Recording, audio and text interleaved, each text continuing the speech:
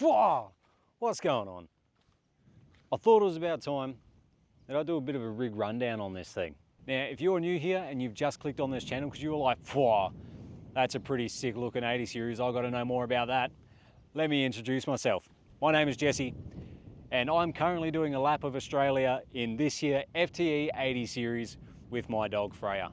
Now, there isn't much left on this old girl that hasn't been touched.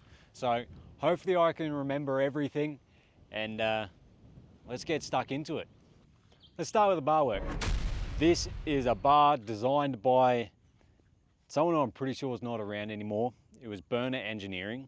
They posted up online that they were shutting down and they had this flat pack sitting in the workshop still. I got it a bit cheaper, went and picked it up, but I had to fab it myself. So fabbed up this myself. If you've been watching for the last few weeks at least, you would know that the winch plate really wasn't strong enough.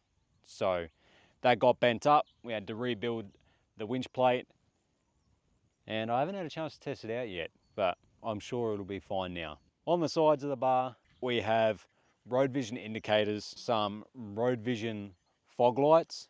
Good thing about building this bar myself is I was able to position these fog lights where I wanted. Judging by photos, how Burner Engineering had them, they would have been pointing straight forwards. And I thought, I have enough forward-facing light, I want something that kind of goes out to the side a bit more. So I actually angled these to kind of point more to the side of the road. Inside the bar, we got the carbon 12,000 pound winch. Now this is a relatively old one, and I've only just learned they've got a heap of different ones now after I had to buy some parts for this, and they were asking me, is it this one or that one? Well, no, it's none of them. This is a relatively old one. It's been in there for a few years now. Haven't had to use it too many times. The one time that I really had to use it, it got messed up because of the thin plate in the winch, in the bar. For these side steps and the rear bar, I know no info about them. These are about the only things left on this car that were on it when I bought it. The only thing I can tell you about them, well, at least the sliders, is that they're bloody strong. I've put these things through some questionable places and they haven't moved at all. Glad I got these, they're bloody wicked. They could be custom for all I know. There's no brand on them anywhere. But yeah, they're bloody good. Now the rear bar, this one's a bit iffy. It has quite a lot of flex in it, but it's done me well this far. Again, don't know what brand it is. Apart from repainting it with Raptor when I did the whole car, same with the side steps, I haven't really done anything to it. I changed the lights. When I repainted, they used to just be like a thin little strip of LEDs. So I changed to something that kind of looked a bit better on the bar. That's about it. Oh, jerry can holder. This one was not on here until just before I left for the trip. It did always have the spare tire holder, but not a jerry can holder. So this is something that I did make. Again, another flat pack thing. Phase Fab over on the east side of Melbourne somewhere. He sells these jerry can holders. He can either fab them up for you, or if you want to save a few bucks and you can do it yourself, you can get them cut out, bent up, and you just got to weld them together yourself and paint them. So that's what I did. I went over there, bought this holder, and then the next piece of the puzzle was sorting out a arm for it to go on. So this whole situation here was the hard part. I didn't know what axle was already in the bar, and I didn't know what size of tubing and stuff this needed to be. I had no info on the bar.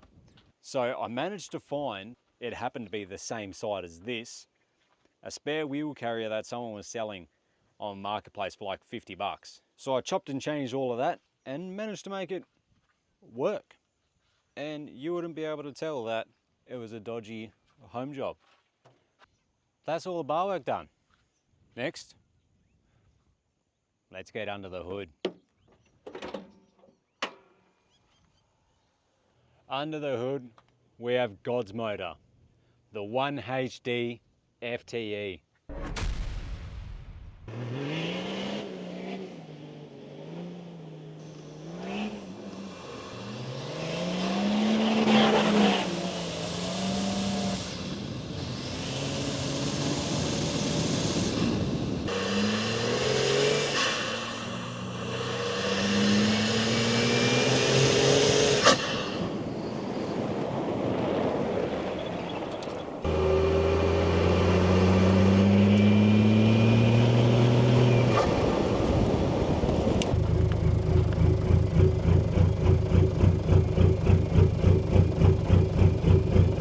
old 1AZ was starting to get pretty tired.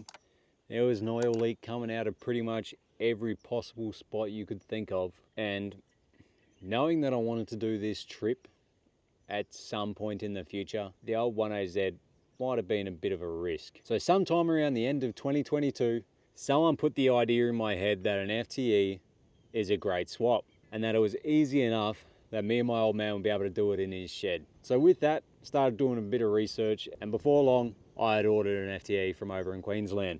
And well, if you're going ahead and putting this engine in there, why stop at just the engine? So with the engine, we got plus 30 injectors, big front mount intercooler, Uni-chip 5-map ECU, G-turbo red wheel, and an MPC 1300 Newton meter clutch to go along with it. So as my old man has helped me with pretty much everything on this car, this was definitely our biggest project yet. And even then, it's still a pretty straightforward swap, but it takes time. So we do some dodgy engineering to pull the old engine out, drop the new one in, ended up having the wrong clutch, and we had some issues with the cruise control, but everything ended up getting sorted out. And cruise control is probably one of my favorite things about having this engine, is you get cruise control. Never mind the 300 and whatever horsepower it makes, cruise control is where it's at. A few other little bits and pieces in this engine bay that might be worth noting. For the oil pressure and temperature sensors, I have a little billet block that goes on your oil filter housing. That is about the best possible way you could get those readings. With all this extra power and weight, the old 1995 brakes aren't the best thing that you could use. So I fitted the Mark's Hydro Boost brake booster. This thing is bloody mint. This replaces your factory vacuum operated booster to a hydraulic one. So now this is plumbed into power steering and essentially uses the power steering pump to operate the brakes. It still has your fail safes just like your standard vacuum one, that if your engine's off, it's got a bit of pressure accumulated in there for emergency, because obviously it's not really going to operate when your engine's off, which is the exact same as a vacuum pump. This essentially takes your braking pressure from 1000 psi to 2000. So it doubles that braking pressure, which allows you to lock up these 35s like their standard tyres. Speaking of tyres, let's get on to tyres and suspension. For rims and tyres, I am running the Dirty Life Mesa. Now, if you know these, you might know that they don't come in a bronze rim. You can either get them in polished aluminium or matte black. I hate both of those, to be honest. I love the look of the polished, but I know that they just don't last long and they're a pain to keep looking good. And I hate black because what's the point of spending so much on a wheel that it all just blends in with the tire and stuff being black? You can't see the design of the rim at that point. So I went and got them custom painted. Don't know what the paint is. It's some Renault car bronze color. So that makes them stand out for sure. They're the only ones that I've ever seen in bronze. For the rubber, I am running a Nitto Ridge Grappler 35, 12.5, 17. These are a bloody expensive tire, and I only just found that out recently when I had to put new ones on there. I've been running these Ridge Grapplers for the last 6 years, and back when I bought them then, they were only about 450 bucks a tire, which is pretty average 35 if you're getting a decent brand. But as I put new ones on there recently, I found out they're now between 700 and 750 bucks a tire. I would have changed to a cheaper tire, except I've been running these for 6 years. I've never had a problem, no punctures, nothing. So I thought I might as well just spend the big bucks, put them back on there while I'm doing this lap, and I know they're just proven and probably not going to cause me issues, where if I swap to a new one now, well, might have issues then, won't I? So we kept the same. For suspension, there is a lot going on under here, and it's been changed multiple times. When I first bought the car, it was about a 5-inch lift with 37s, and that thing was awesome. It would go anywhere you wanted it to. Loved it. But for traveling, not so great.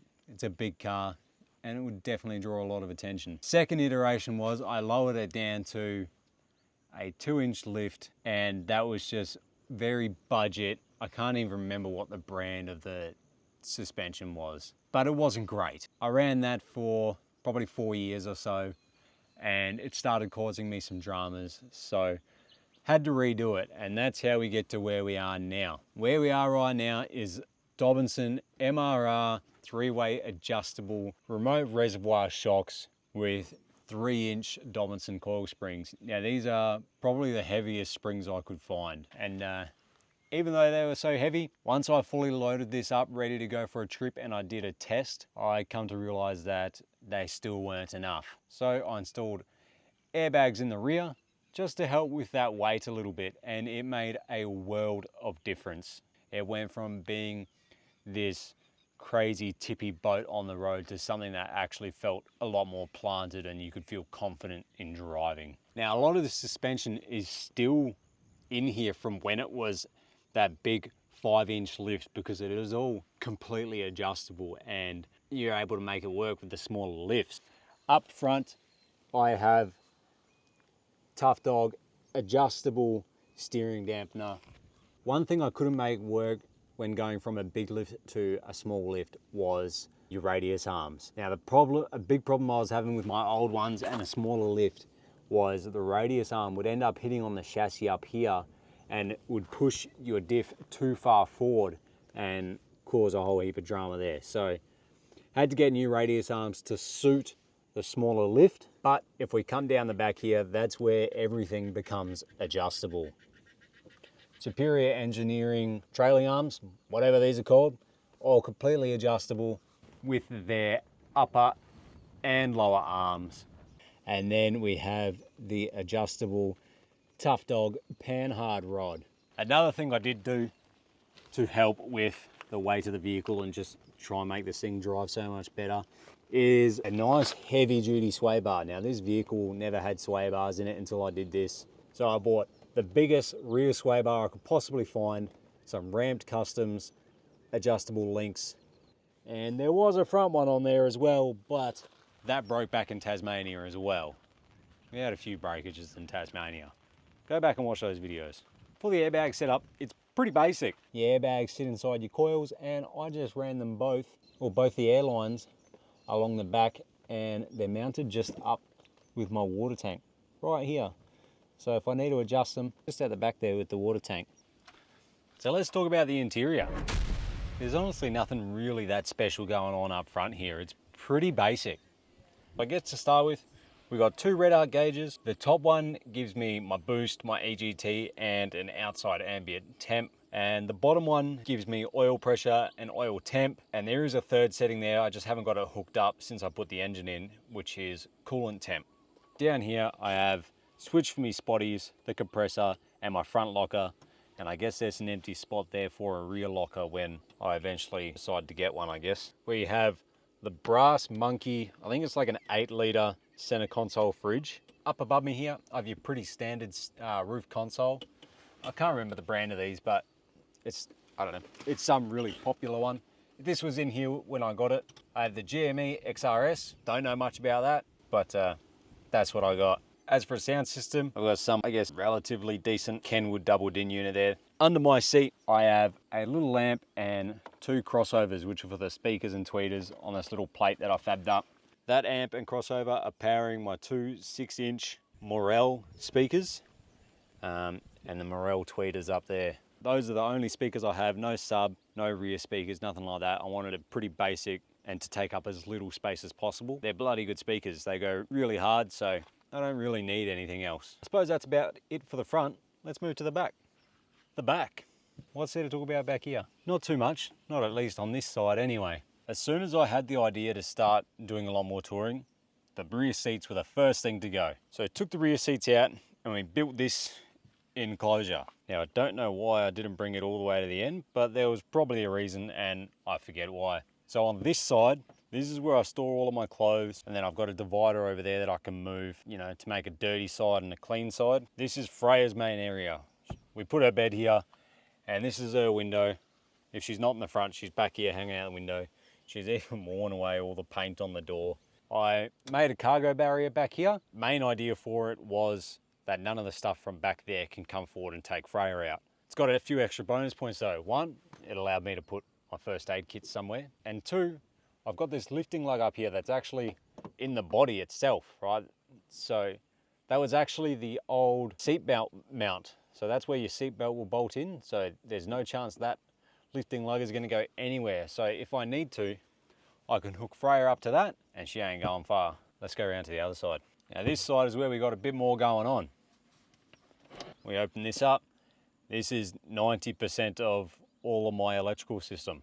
So as you can see in here, iTech World, super slim 200 amp hour lithium battery with their 2000 watt inverter as well. As for charging that, I have the Red Arc BCDC 40 amp charger to monitor all the battery and stuff, all the loads coming out. I have this Red Arc shunt here which monitors all my loads. That's about it in there. Nothing special, did all this wiring myself, so it's not the greatest, it's not the neatest, but it does the job. There's a vent down behind this side of the inverter to get a bit of airflow coming in, and then two vents here with a computer fan that's hooked up to an ignition source.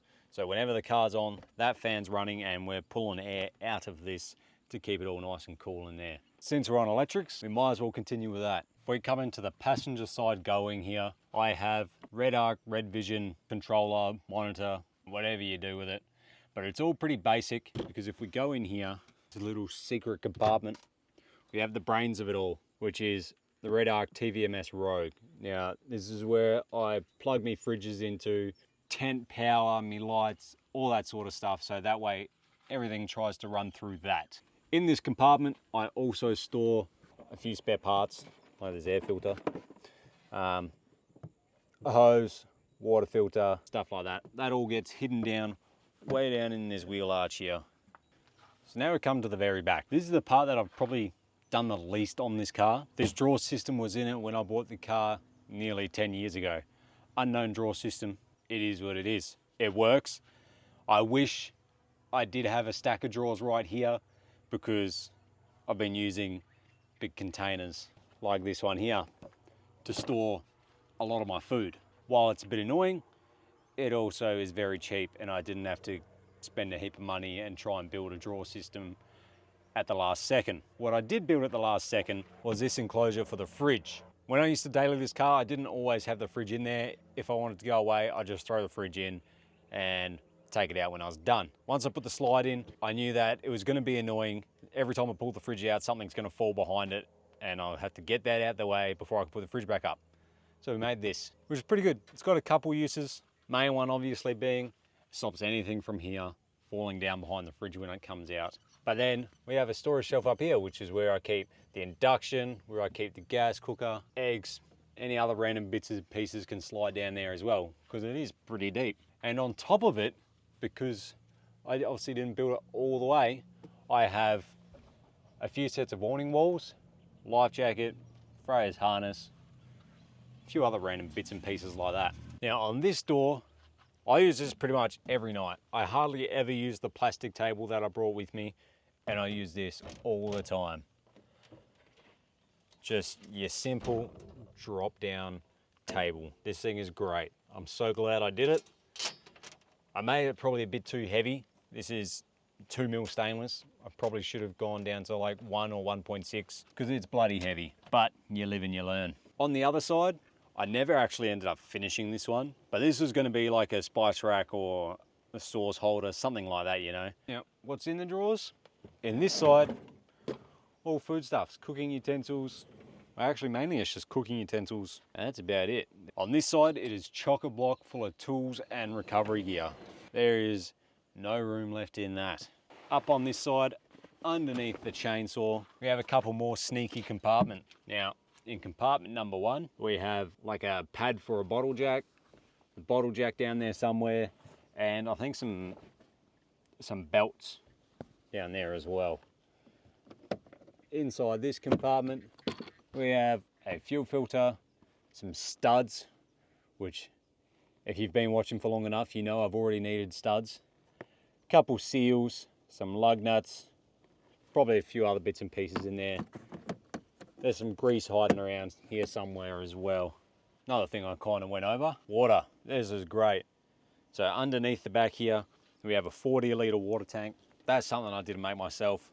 I bought that from, I think it's Kinsella's Customs. Comes with a kick-ass 12-volt pump. All I had to do was buy a sensor, drill a hole in the top, and whack a sensor in the tank there so I can check the level of it through the red arc. So that pump runs up into the wheel well here, and where all that hose and stuff stored, we got a bit of hose here for this, which it comes out longer than that, it just likes to get stuck. Little switch at the back here, water on and off. And I think that's pretty much the whole interior done. There's not really anything else to talk about, I don't think. Now I think that brings us to the final piece of the puzzle. What's on the roof? For my awning, I have a Bush Company 270 XT Max, which I bought this many years ago now. It's actually number 207. So I also went with the Bush Company rooftop tent, the AX27, because I knew that it's going to be well made and I could bolt this awning directly to it. No dramas whatsoever. The 2 solar panels on the roof giving me, I think, about 350 watt of solar, and the Max Tracks and the Starlink in the middle. Up underneath the rooftop tent, it even has some more channels. So I was able to mount 4, I currently have 4 steady little 6-inch LED light bars. So the 2 on this side can light up the whole camping area underneath the awning. I have 1 at the rear for when I'm cooking, and then another one just for the ladder. That way, you know, if it's dark or whatever and you need to see the ladder, you can turn a light on. On the front, again, more channels. There is channel everywhere on this rooftop tent. So I was easily able to mount steady light bar to there. I believe that's about it. I guarantee you there is things that I've missed. If you have any questions, leave a comment down below and I'm sure I'll be able to answer it. But as for what I can think of right now, I've covered 95% of their car, surely. So that's it. That is the rig rundown of the Big U. Thank you for watching. Hope you enjoyed it. I'll see you in the next one.